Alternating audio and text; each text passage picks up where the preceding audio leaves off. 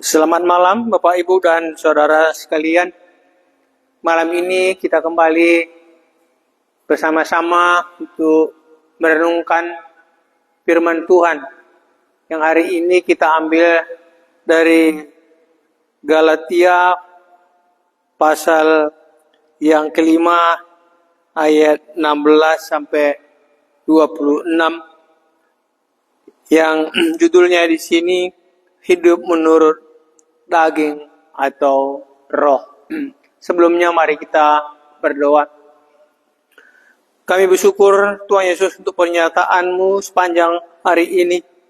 Sehingga sampai malam hari ini kami sudah menyelesaikan pekerjaan kami, aktivitas kami, dan kami bisa tenang teduh beribadah kepadamu. Kuasai hati dan pemikiran kami, sehingga ketika kami mendengarkan perkataan-Mu, kami bisa mengerti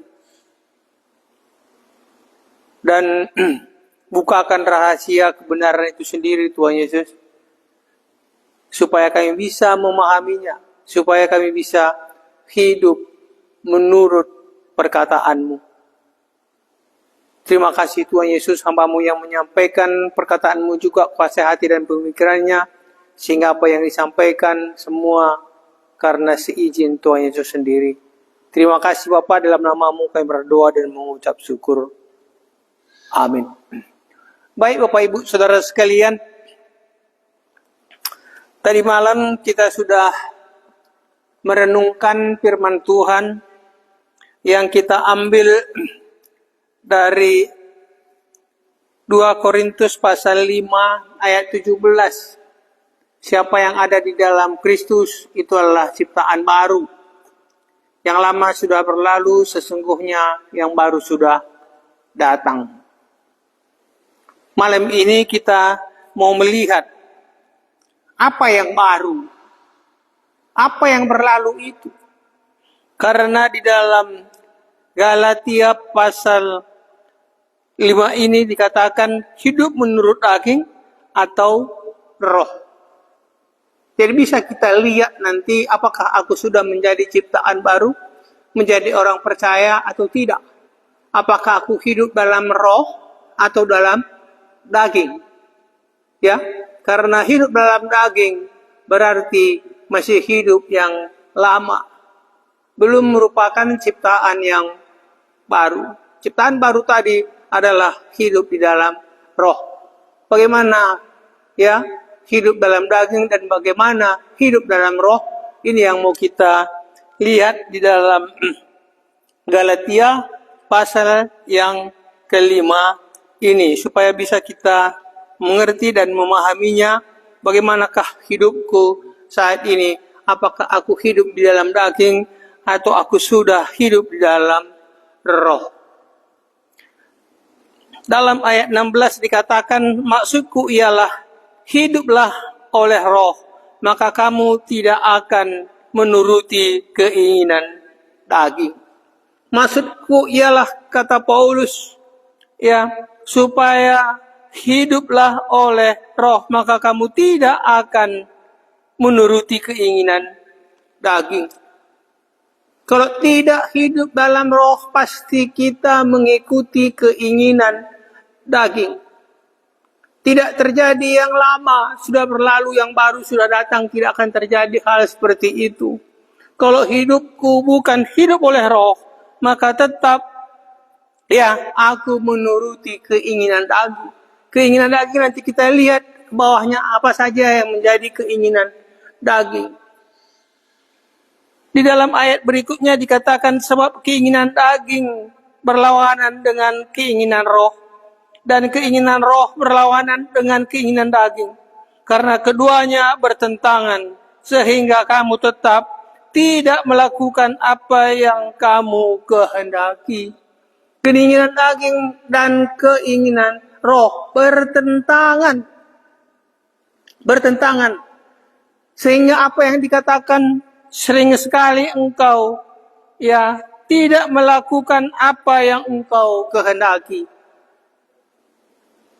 Ya, tidak melakukan apa yang kau kehendaki. Kalau di Roma pasal 7 dikatakan, aku mau melakukan yang baik, tetapi yang jahat itu terus kulakukan. Karena dosa yang ada di dalam aku. Karena dosa yang ada di dalam aku itulah. Karena dosa itulah aku tidak bisa melakukan apa yang baik yang ingin kulakukan, tetapi yang jahat itu tetap kulakukan. Karena aku bukan hidup dalam roh, tapi hidup dalam daging. Ya, dosa itu yang mempengaruhi aku. Sehingga setiap aku mau melakukan hal yang baik, tidak sanggup aku melakukannya. Ini pengakuan Paulus di Roma pasal 7. Di sini dikatakan juga, sehingga kamu setiap kali tidak melakukan apa yang kamu kehendaki. Tidak bisa kita melakukan apa yang kita kehendaki. Karena aku masih hidup dalam daging. Karena dosa itu yang menguasai aku. Bukan roh Allah tadi yang menguasai diriku. Karena aku bukan hidup menurut roh, tetapi hidup dalam daging. Aku bukan atau belum menjadi ciptaan baru. Yang lama masih tetap di situ. Yang baru pun tidak ada yang datang. Ya, mungkin aku hanya mengatakan aku menjadi orang percaya. Tetapi aku belum merupakan ciptaan baru. Dan aku masih tetap hidup di dalam daging, bukan di dalam roh. Ini yang dikatakan oleh Paulus. Maka dikatakan tadi, hiduplah oleh roh. Maka engkau tidak dikuasai oleh daging. Keinginan daging dan keinginan roh bertentangan. Bertentangan, bertolak belakang. Sehingga sering sekali aku mau melakukan yang baik, tetapi yang jahat itu tetap kulakukan. Karena aku tidak sanggup untuk melakukan apa yang baik. Karena dosa itu yang ada di dalam aku. Ya, berikutnya dikatakan, akan tetapi jikalau kamu memberi dirimu dipimpin oleh roh, maka kamu tidak hidup di bawah hukum Taurat. Apabila engkau memberi dirimu dipimpin oleh roh, ya, memberi dirimu dipimpin oleh roh, maka kamu tidak hidup di bawah hukum Taurat. Tidak hidup di bawah peraturan-peraturan, tetapi hidup menurut apa yang dikatakan oleh Kristus. Ya, sehingga saya terbebas, ya, dari keinginan-keinginan daging itu. Karena aku dipimpin oleh roh. Kalau memang aku memberi diriku dipimpin oleh roh. Bapak ibu saudara sekalian, seringkali kita tidak menyadari apa yang kita lakukan. Ya, memang sering kita mengatakan berat kali melakukan firman Tuhan ini. Ya, tidak kita sadari bahwa ya daging tadi, keinginan daging tadi yang menguasai kita. Dosa yang ada dalam kita yang menguasai kita. Itu kita tidak sadari. Sehingga sering sekali aku mau melakukan yang baik, tetapi yang jahat itu tetap yang kulakukan. Karena dosa yang ada padaku. Kita tidak menyadari hal itu. Kita menganggap bahwa suatu kesulitan untuk melakukan firman Tuhan. Tidak demikian. Ya, tetapi sebagaimana yang dikatakan oleh Paulus tadi, ya, maksudku ialah hiduplah oleh roh. Maka kamu dipimpin oleh roh, bukan dipimpin oleh daging. Ya, kamu dipimpin oleh roh, tidak akan menuruti keinginan daging. Ya, Bapak Ibu saudara sekalian, ya, di bawah ini, di ayat 19 ini dikatakan, perbuatan daging telah nyata. Apa saja perbuatan daging? Apa yang dimaksudkan di dalam Galatia pasal 5 perbuatan daging? Perbuatan daging telah nyata, yaitu percabulan, kecemaran, hawa nafsu, penyembahan berhala, sihir, perseteruan, perselisihan, iri hati, amarah, kepentingan diri sendiri, persideraan, roh pemecah, kedengkian, kemabukan, pesta pora, dan sebagainya. Ya, mungkin banyak lagi daftar-daftar ya keinginan daging tapi tidak dituliskan seluruhnya.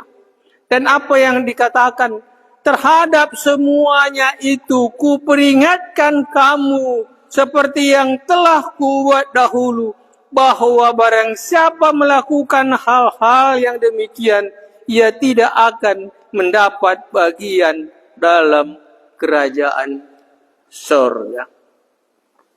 Ya, barang siapa melakukan hal-hal seperti itu atau hidup dalam perbuatan daging tadi, ya, apa yang dikatakan? Tidak mungkin engkau masuk ke dalam kerajaan surga. Walaupun sering bisa mengatakan, ya, kemana engkau kalau engkau meninggal? Pasti kita mengatakan aku ke surga. Keinginanku mau ke surga. Tidak salah. Tetapi tidak pernah kita tanya bagaimana syarat masuk menjadi ya warga kerajaan surga itu kepada pemilik ya surga itu. Kita tanyakan apa menjadi syarat menjadi masuk dalam kerajaan ya surga itu. Apa syarat masuknya? Iya.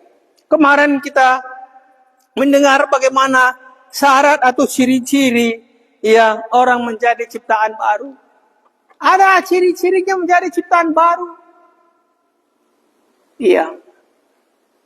Apa kemarin yang kita ingat bahwa tidak lagi menilai Kristus sebagai manusia, tetapi Kristus adalah Allah. Tidak lagi memikirkan dirinya sendiri, tapi sudah memikirkan apa menjadi kehendak Allah di dalam diriku. Ya, syarat menjadi ya warga kerajaan surga tadi juga dijelaskan di sini. Perbuatan daging telah nyata. Ya, apa yang dikatakan tadi? Ada situ percabulan, kecemaran, hawa nafsu, dan seterusnya. Ya, bisa nanti kita lihat satu persatu. Ya, terhadap semua ini. Ya, kata Paulus di sini, tidak mungkin engkau masuk ke dalam kerajaan surga. Ya, keinginanku saja itu mau masuk ke dalam kerajaan surga. Tetapi persyaratannya tidak pernah ya kuikuti, tidak pernah kuturuti. Mungkin aku hidup dalam kecemaran, hawa nafsu, penyembahan berhala, sihir, perseteruan, perselisihan, iri hati, amarah, kepentingan diri sendiri, ya, perceraian, roh pemecah, dan lain sebagainya. Mungkin masih di situ hidupku. Ini adalah perbuatan daging. Ini adalah ya hidup lama aku. Belum lepas aku dari situ. Bukan aku menjadi ciptaan baru, masih lama ciptaan lama. Inilah keinginan daging, perbuatan daging. Iya. Belum ada hal yang baru. Apa yang dikatakan, apa yang diperingatkan, ya. Terhadap semuanya itu kuperingatkan kamu seperti yang telah kubuat dahulu. Bahwa barang siapa melakukan hal-hal yang demikian, ia tidak akan mendapat bagian dalam kerajaan Allah. Barang siapa melakukan hal-hal seperti ini. Hal yang mana sebagaimana tertera. Ada situ iri hati, dengki, ya, perselisihan. Terhadap semuanya ini. Dan ada hal yang lain. Mungkin tidak disebutkan satu persatu. Dalam hal ini, yang mana aku sudah lulus atau masih dalam daftar ya keinginan daging ini atau hidup dalam daging ini aku masih seluruhnya. Iya. Apa yang dikatakan tidak mungkin masuk ke dalam kerajaan surga? Di dalam Efesus pasal 5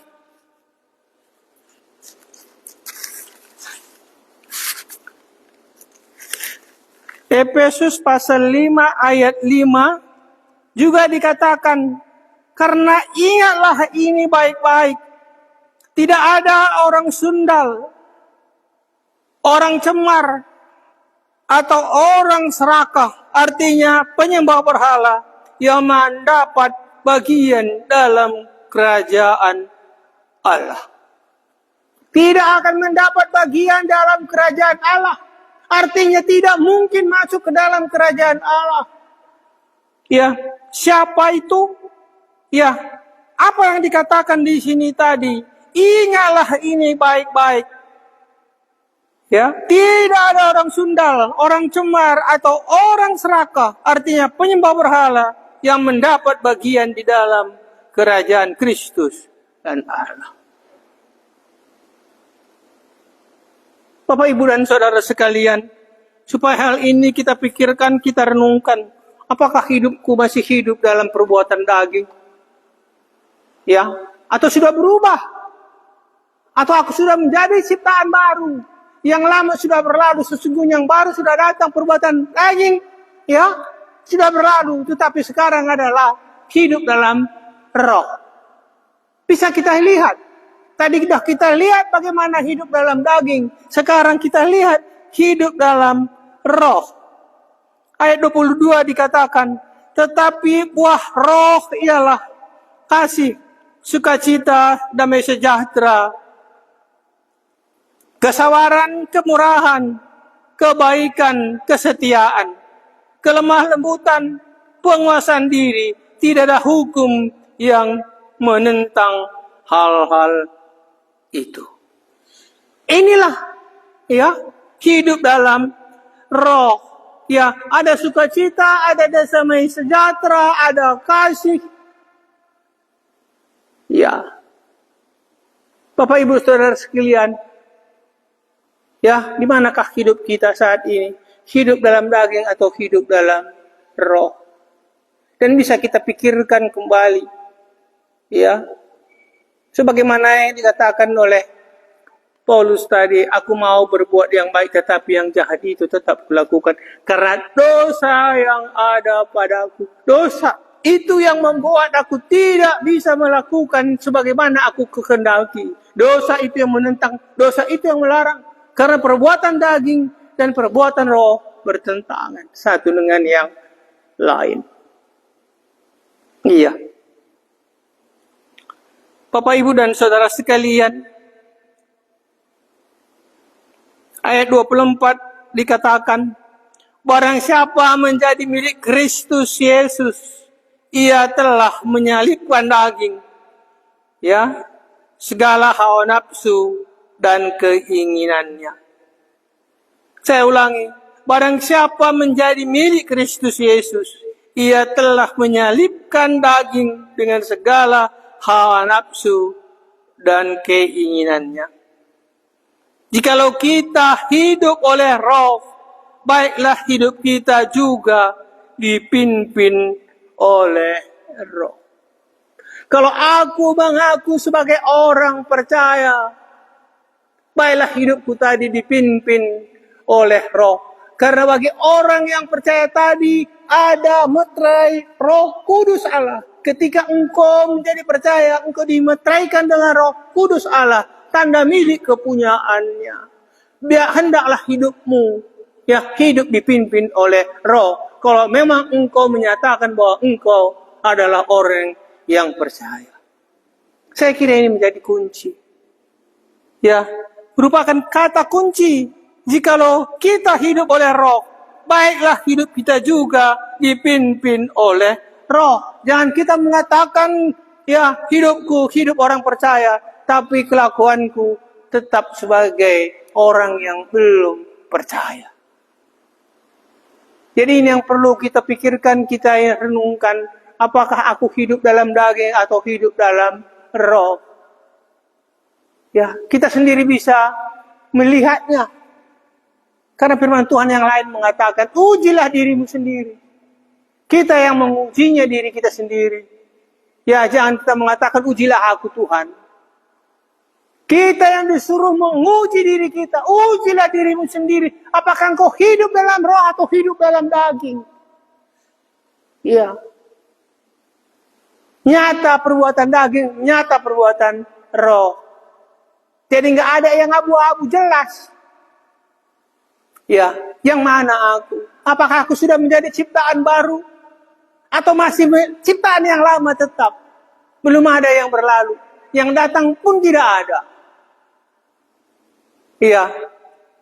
Bapak Ibu Saudara sekalian, saya kira ini yang menjadi renungan kita malam ini. Dan dikatakan dalam ayat 26 yang terakhir, dan janganlah kita gila hormat, janganlah kita saling menantang dan saling mendengki. Tidak ada gila hormat bagi orang yang sudah dipimpin oleh roh. Ya. Sekali lagi, ya, yang ini mau saya sampaikan, ya, jikalau kita hidup oleh roh, baiklah hidup kita juga dipimpin oleh roh. Baiklah hidup kita juga dipimpin oleh roh. Karena orang percaya tadi memiliki Roh Kudus Allah, tanda milik kepunyaan Allah. Baiklah kita hidup menurut roh itu sendiri. Amin. Mari kita berdoa. Terima kasih Tuhan Yesus untuk perkataan-Mu yang bisa kami pikirkan, renungkan malam hari ini. Apakah hidup kami hidup menurut roh atau menurut daging? Biarlah kami mengoreksi diri kami masing-masing. Sebab Engkau mengatakan, ujilah dirimu sendiri. Kami yang menguji kami yang melihat diri kami sendiri, apa yang kami bisa lakukan. Perkataan-Mu cukup jelas bagaimana hidup dalam daging dan bagaimana hidup dalam roh. Ya. Dan firman-Mu mengatakan, sebagaimana Paulus mengatakan, aku mau melakukan yang baik, tetapi yang jahat itu tetap melakukan. Karena dosa yang ada pada aku. Bolehlah kami menyadari hal itu. Supaya kami datang menyelesaikannya kepadamu. Supaya kami hidup sebagaimana yang Kau mengatakan hidup dalam roh tadi. Ada sukacita, ada damai sejahtera. Supaya itu bagian kami hidup ya di dalam mengikut Engkau. Terima kasih Tuhan Yesus. Di dalam nama-Mu kami berdoa dan mengucap syukur. Amin.